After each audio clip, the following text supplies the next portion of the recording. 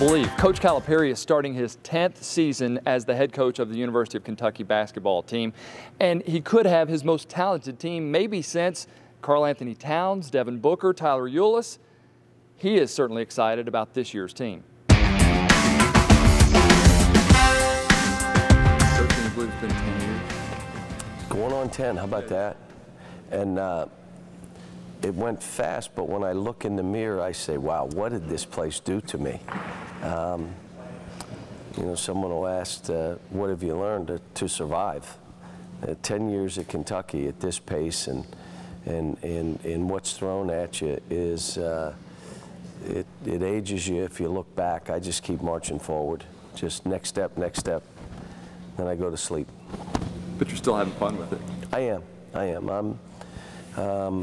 You know, if you think about you're in a position and you're able to change lives and make families' lives better. Every home I go into, you know, people say, I hate recruiting. I don't hate it, and the reason I don't hate it is because when I go in a home, and I probably shouldn't give up secrets, but I want to know about their family. Where's your family from? Where did you two meet? What's your background? What's your family's background? Talk to me, you know, and so you learn about other families from across this country. I tell them about our story, through my family through Ellis Island. My parents are high school educated laborers, wanted a college education for their children. That was their whole goal. If we could do that, you have a good start on life. And from there, it becomes the same story to all of them as far as what Kentucky is and what it isn't. It may not be for you, but this is what it is and this is what it isn't. I don't tell a different thing to different kids, and this is good, because then you got to remember everything you said. You know, if you're going to be honest, this is what it is. So my sit down with these families, I'll be honest, is basically, I'm not anxious going in because it's going to be the same as the other 1,000 that I've done throughout my career. You get the chance to go hang out with some of the old guys from time to time down at the pharmacy or other places, and I'm just curious, like I remember seeing Kaywood one time speaking, and he told some wonderful stories. Is there one that kind of makes you laugh all the time, or one that you hear that kind of sticks out in your mind about past Kentucky coach, player, some sort of story from? Well, when I'd be with Kevin Greavy and some of the guys, and because Coach Hall is such a gentleman and been so great to me. He's in my practice. He was in here this weekend, but he'll come in 2-3 days a week and sit and watch us practice and tell me I should be playing 1-3-1. He's just such a kind person. And Kevin will say, he was tough when he coached here. He wasn't so kind then. And I said, was he tough? Ooh, he was a great coach, but I'll tell you what, he was tough. And I said, to follow Coach Rupp, you had to be tough to survive all of it and win a national title. You had to be tough. I was going to ask you about Coach Hall. Just what does he mean to the program, you know, past and even now, like you said? Well, what I love is that, you know, when he comes to games and he's introduced, he gets to see the appreciation that they have. Again, I'm going to say this. It's following Coach Rupp is like following Coach Wooden. I mean, you don't wish that on anyone unless you don't like them. And then you wish it right on him. Yeah, take that job. And he did it and won and did it for like 13 years, which is crazy. And I think people now are even appreciating him more as they look back and say, wow, what a tough thing. And he was that guy.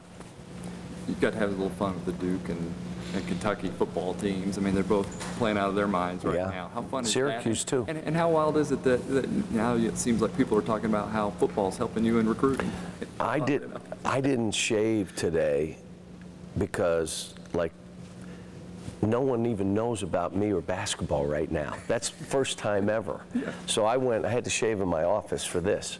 Because I'm roaming around. They don't see me. They don't even recognize me. This is about football. And the great thing is, it took Mark. It wasn't an overnight thing. It was 6 years. 6 years of building, 6 years of commitment, 6 years of building a culture that the players have to carry on. I'm ecstatic. Let's do it in both basketball and football here. Let's do it in every sport here. Let's be that school that academically in all areas, you can come here and do what you're trying to do and become your best version here. In other sports, I'm happy for Mark and those players. I mean, Benny coming back, Josh coming back, some of the other guys coming back, everybody's like, wow. Well, if you ask them now, I think they're enjoying their time and that they get to spend another year here. We talked about the 10 years coming up. You're also going to be 60. When?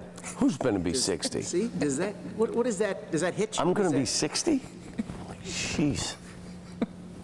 I didn't even know. Really? Why would you do that to me? I'm going to be 60? Yeah, you're going to be 60. I mean, look, here's what I would tell you. When every place that I've been, you've had to build, and then you became absolutely the hunted on the road, in your league. So I've been in wars from my UMass days on. The biggest game on someone's schedule. So as I went through that at a young age, I was in my 30s, 29 and then 30, and then I just said, there's no way I'll be coaching in my 60s. No way. And then I'd be in the locker room 20 minutes before the game, just feeling nauseous and knowing there were no games that like a lock you'd win. I mean, early on. And even later, it was like, you know what? You don't know. Now that I'm approaching this, I'm in Kentucky. I'm able to put these kids on a stage. I'm able to do right by their families. I'm able to tell the truth. I don't lie to them. I don't have to.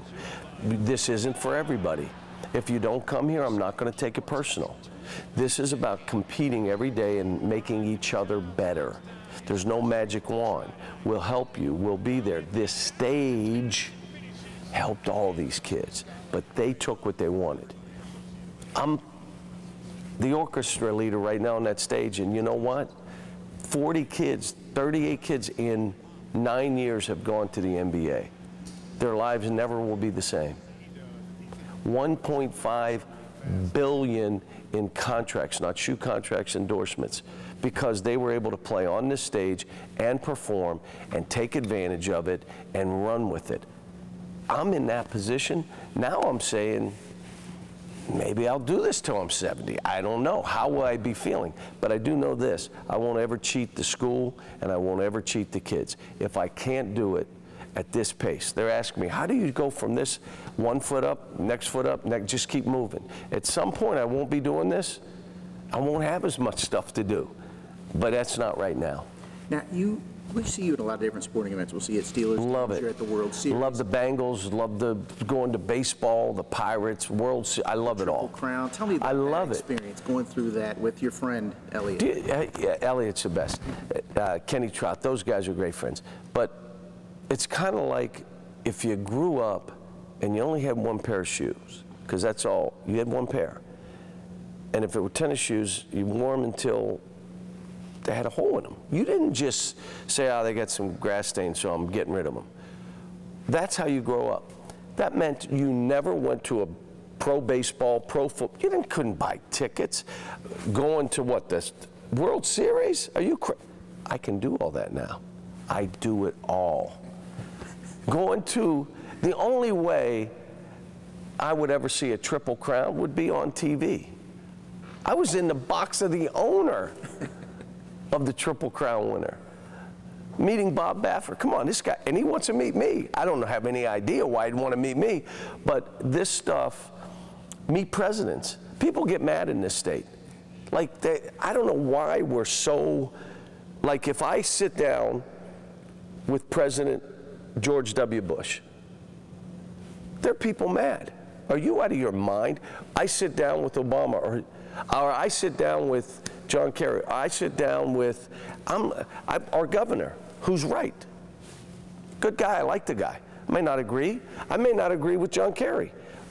But are you kidding? Friday to Friday, one pair of shoes. When you have one pair of shoes, you know when you grow older, you end up with 100 pair of shoes because you could only have one when you grew up, and if you could afford to have 100, you do.